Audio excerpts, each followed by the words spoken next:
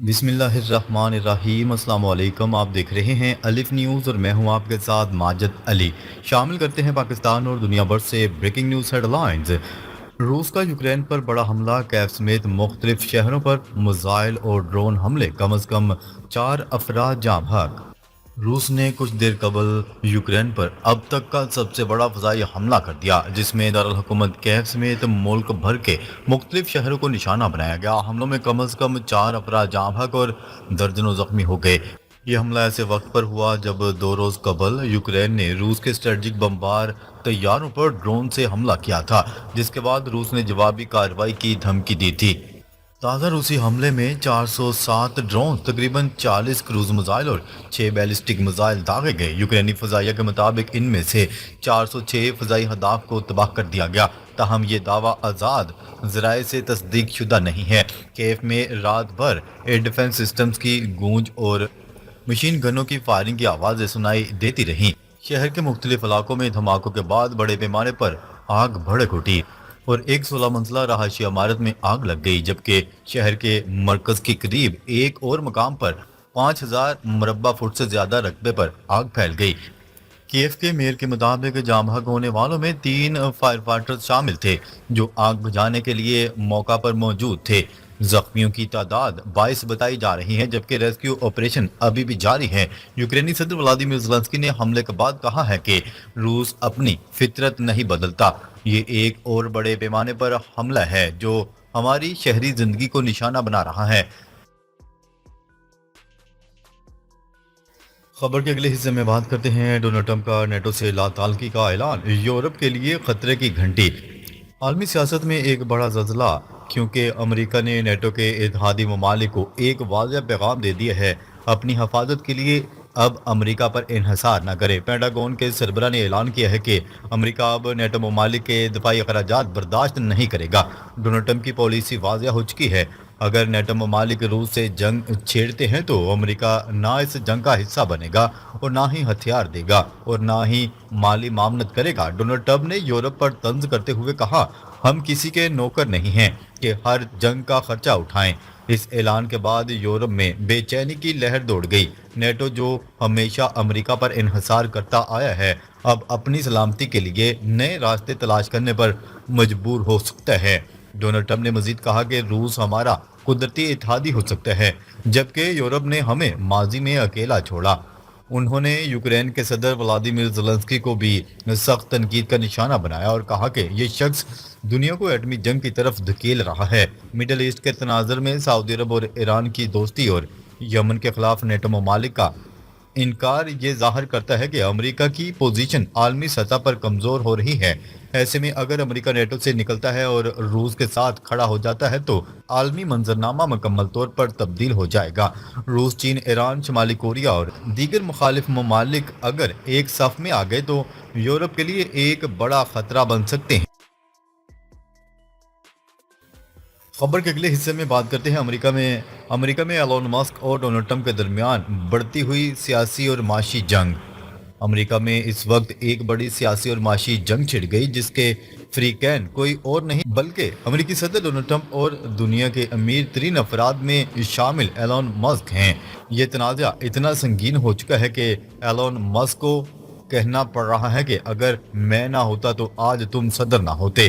اصل جھگڑا اس وقت شروع ہوا جب امریکی کانگریس میں ایک بل پاس کیا گیا جس کے تحت ٹیسلا جیسی الیکٹرک گاڑیوں کو ملنے والا $75,000 ٹیکس کریڈٹ ختم کر دیا گیا۔ اس کا مطلب یہ ہے کہ اب امریکی عوام کو ٹیسلا گاڑی خریدنے پر کوئی سبسڈی نہیں ملے گی، جس سے ٹیسلا کی سیلز شدید متاثر ہو رہی ہیں اور کمپنی کو اب تک $800 ارب سے زیادہ کا نقصان ہو چکا ہے۔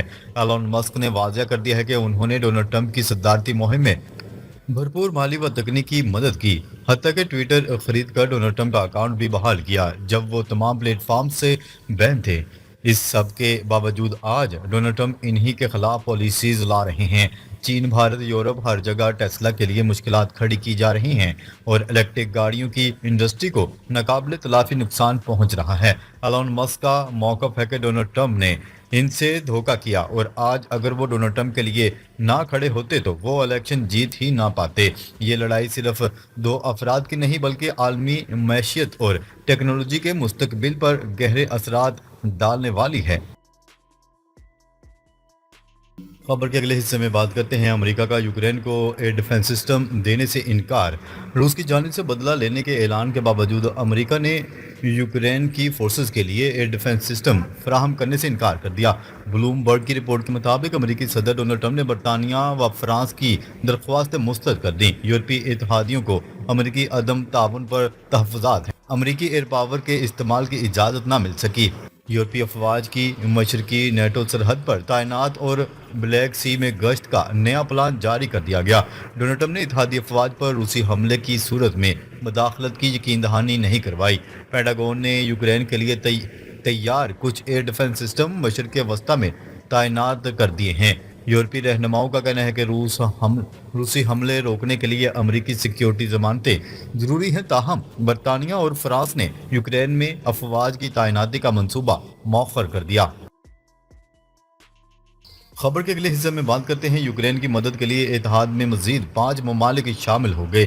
بین الاقوامی میڈیا کی رپورٹ کے مطابق بیلجیم، سویڈن، اٹلی، ترکیہ اور ایسٹونیا نے اتحاد میں شمولیت اختیار کر لی۔ سویڈن نے جرمنی کے ساتھ اتحاد کی مشترکہ قیادت سنبھال لی ہے۔ الیکٹرونک وارفیئر اتحاد اپریل میں یوکرین اور جرمنی نے مشترکہ قائم کیا تھا۔ جرمنی نے یوکرین کے لیے الیکٹرونک وارفیئر آلات خریدنے کا نظام تشکیل دیا۔ اتحاد کا مقصد یوکرین کو فوری طور پر جدید الیکٹرونک آلات کی فراہمی ہے۔ جرمنی نے روس کی جانب سے کسی بھی ممکنہ کارروائی کے پیش نظر اپنی افواج کو الرٹ کر دیا۔ جرمن افواج کو الیکٹرونک وارفیئر کی صلاحیت اپنانے کی بھی ہدایت کی گئی۔ جرمنی میں لازمی فوجی سروس دوبارہ متعارف کروانے پر غور کیا جا رہا ہے، جبکہ سویڈن ماڈل اپنانے کی تیاری بھی کی جا رہی ہے۔ خبر کے اگلے حصے میں بات کرتے ہیں اسرائیلی فوج کے عید پر بھی لبنان پر حملے جاری۔ لبنانی حکومت نے دارالحکومت بیروت پر فضائی حملوں اور جنوبی لبنان میں اسرائیلی فوجیوں کی موجودگی کو جنگ بندی کی خلاف ورزی قرار دے دیا۔ برطانوی میڈیا کی رپورٹ کے مطابق اسرائیل کی جانب سے عید الاضحیٰ کے روز لبنان میں دارالحکومت بیروت کے جنوبی علاقوں میں بمباری کی گئی۔ یاد رہے اسرائیل اور حزب اللہ کے درمیان 6 ماہ قبل جنگ بندی پر اتفاق ہوا تھا، تاہم اسرائیلی فوج کی جانب سے الزام لگایا گیا کہ اس نے یہ حملے مبینہ طور پر ڈرون سازی کے لیے استعمال ہونے والی عمارتوں پر حملے کیے ہیں۔ لبنان کے وزیر اعظم نواب اسلام نے ان حملوں کو لبنان کی سالمیت، معیشت اور استحکام کے لیے خطرہ قرار دیا اور کہا کہ سیاحت اور عید کے دنوں میں ان حملوں کی مذمت کرتا ہوں۔ لبنان کے صدر جوزف اون نے ان حملوں کو بین الاقوامی معاہدے کی خلاف ورزی قرار دیتے ہوئے کہا کہ یہ حملے عید مقدس کے تہوار کے دن کیے گئے۔ خبر کے اگلے حصے میں بات کرتے ہیں حماس کی اسرائیل کے ساتھ غزہ میں جنگ بندی کے لیے نئے مذاکرات پر آمادگی۔ غیر ملکی خبرساں ادارے کی رپورٹ کے مطابق حماس کے سینئر رہنما خلیل الحیہ نے ایک بیان جاری کرتے ہوئے کہا، ہم ایک نئی سنجیدہ مذاکراتی کوشش کے لیے تیار ہیں جس کا مقصد مستقل جنگ بندی معاہدہ حاصل کرنا ہے۔ انہوں نے کہا ہے کہ ثالثی کرنے والے ممالک سے رابطے جاری ہیں تاکہ معاہدے کو عملی جامہ پہنایا جا سکے۔ حماس کے چیف مذاکرات کار نے واضح کیا ہے کہ امریکی نمائندے اسٹیو وٹکوف کی تجاویز کو حماس نے مسترد نہیں کیا تھا، بلکہ صرف ان میں چند ترامیم کا مطالبہ کیا گیا۔ یاد رہے حالیہ دنوں میں اسرائیل نے جنگ بندی کے حوالے سے امریکی منصوبے کو تسلیم کر کے اس پر دستخط کر دیے تھے، تاہم حماس نے بعض انکات پر اعتراض کرتے ہوئے منصوبہ فی الحال قبول نہیں کیا۔ خبر کے اگلے حصے میں بات کرتے ہیں روسی صدر ولادیمیر پوٹن کی یوکرین کے جوہری تنازع پر ثالثی کی پیشکش۔ روسی صدارتی ترجمان نے صحافیوں کو بتایا کہ روس کے ایران کے ساتھ قریبی تعلقات ہیں اور صدر ولادیمیر پوٹن تہران اور واشنگٹن کے درمیان جوہری مسائل پر ثالثی کا کردار ادا کرنے کے لیے تیار ہیں۔ یہ بیان ایسے وقت میں سامنے آیا جب امریکی صدر ڈونلڈ ٹرمپ نے 4 جون کو پیوٹن سے ٹیلی فون پر بات چیت کی، جس کے بعد انہوں نے تصدیق کرتے ہوئے کہا کہ روسی صدر ایران کے ساتھ مذاکرات میں شامل ہونے کے خواہش مند ہیں۔ یاد رہے 2018 میں امریکہ نے ایران کے ساتھ جوہری معاہدہ ختم کر دیا تھا۔ ناظرین، اب تک کے لیے اتنا ہی۔ مزید خبریں لے کر بہت جلد آپ کی خدمت میں حاضر ہوں گے، تب تک کے لیے اپنا خیال رکھیے گا۔ اللہ نگہبان۔